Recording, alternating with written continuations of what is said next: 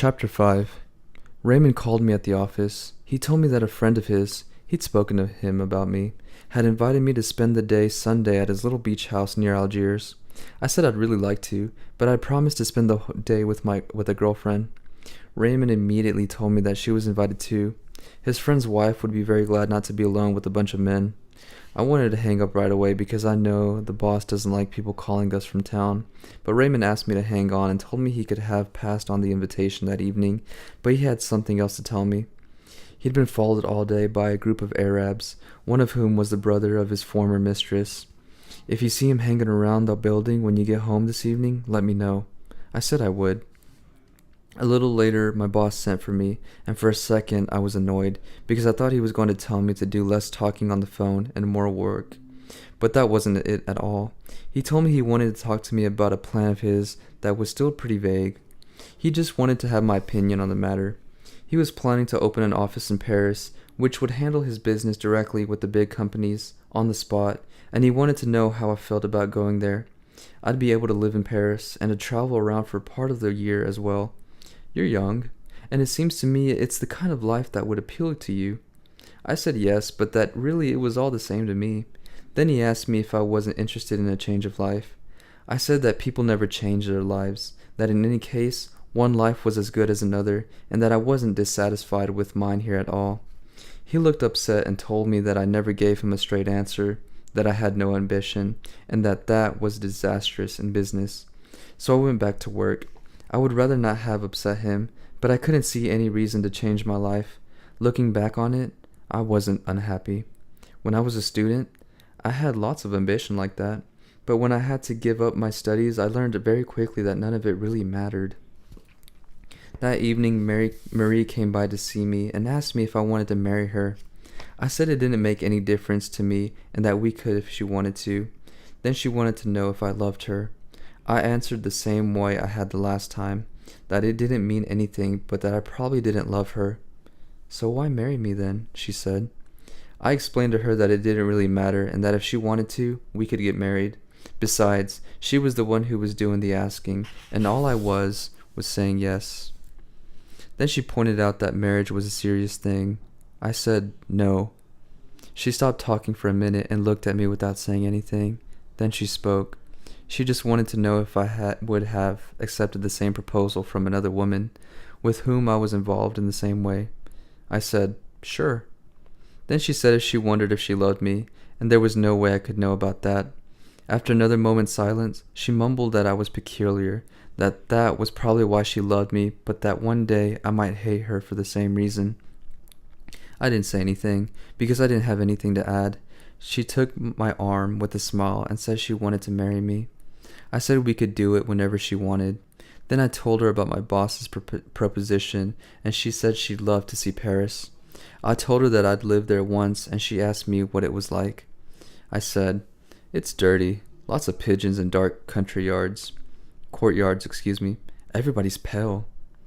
Then we went for a walk through the main streets to the other end of town. The women were beautiful, and I asked Marie if she noticed. She said yes, and that she understood what I meant.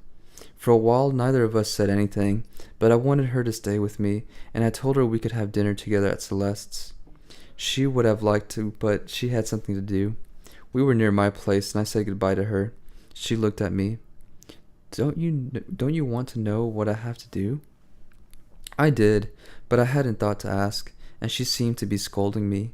Then, seeing me so confused, she laughed again, and she moved toward me with her whole body to offer me her lips. I had dinner at Celeste's. I already started eating when a strange little woman came in and asked if she could sit at my table. Of course she could. Her gestures were jerky, and she had bright eyes and a little face like an apple. She took off her jacket, sat down, and studied the menu feverishly. She called Celeste over and ordered her whole meal all at once, in a voice that was clear and very fast at the same time. While she was waiting for her first course, she opened her bag, took out a slip of paper and pencil, added up the bill in advance, then took the exact amount, plus tip, out of a vest pocket and set it down on the table in front of her.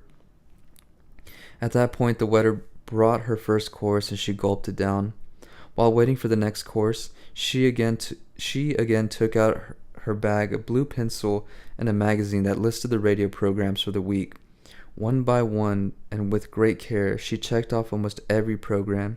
Since the magazine was about a dozen pages long, she meticulously continued this task throughout the meal. I had already finished, and she was still checking away with the same zeal. Then she stood up, put her jacket back on with the same robotic-like movements, and left. I didn't have to do anything, so I left too and followed her for a while. She had positioned herself right next to the curb and was making her way with incredible speed and assurance, never once swerving or looking around. I eventually lost sight of her and turned back. I thought about how peculiar she was, but forgot about her for a few minutes later. I found old Salamano waiting outside my door. I asked him in, and he told me that his dog was lost because it wasn't at the pound. The people who worked there had told him that maybe it'd been run over. He asked if he could find out at the police station. They told him that they didn't keep track of things like that because that happened every day.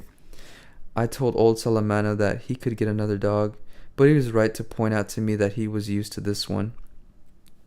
He was sitting cross-legged on my bed at Salamano, and Salamano had sat down on a chair in front of a table. He was facing me, and he had both hands on his knees. He had kept his old felt hat on. He was mumbling bits and pieces of sentences through his yellowing mustache. He was getting on my nerves a little, but I didn't have anything to do, and I didn't feel sleepy. Just for something to say, I asked him about his dog. He told me he'd gotten it after his wife died. He had married fairly late. When he was young, he wanted to go into the theater. In the army, he used to act in military vadivals. But he had ended up working on the railroads, and he didn't regret it, because now he had a small pension. He hadn't been happy with his wife, but he pretty much gotten used to her.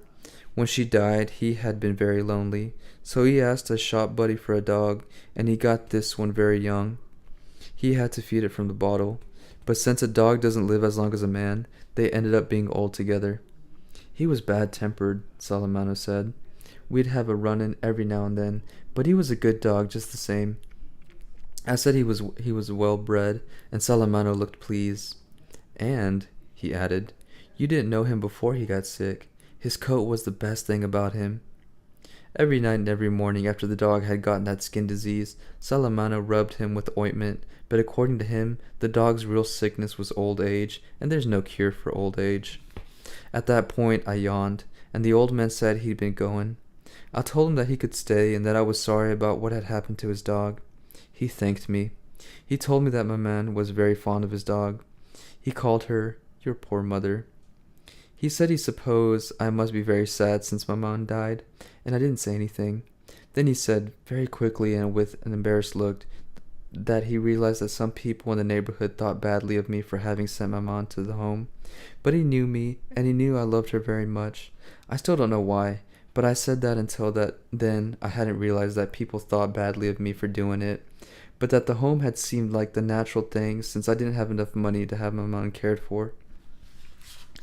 Anyway, I added, it had been a long time since she'd had anything to say to me, and she was bored all by herself. Yes, he said, and at least in a home you can make a few friends. Then he said good night. He wanted to sleep. His life had changed now, and he wasn't too sure what he was going to do. For the first time since I'd known him, and with a furtive gesture, he offered me his hand, and I felt the scales on his skin. He gave a little smile, and before he left, he said, I hope the dogs don't bark tonight. I always think it's mine.